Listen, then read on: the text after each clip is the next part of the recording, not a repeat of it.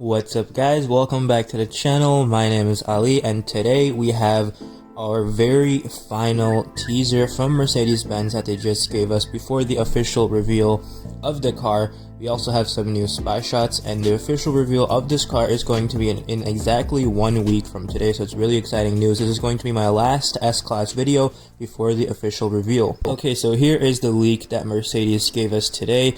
It's a sketch of the new S-Class, and this is exactly how the car is going to be, so it's pretty much confirmed now. But this sketch is actually a exaggerated version of it, so it's going to be just a tad different. It's not going to be as long, and the wheels aren't going to be as big, but everything else is actually spot on.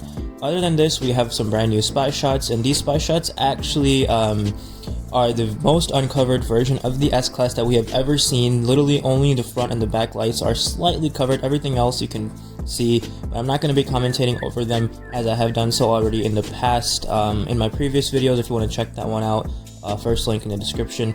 But yeah, hopefully you guys enjoy these spy shots, and in 1 week we'll have full information about what the actual car looks like and a lot more information. Thanks so much for watching and enjoy this car.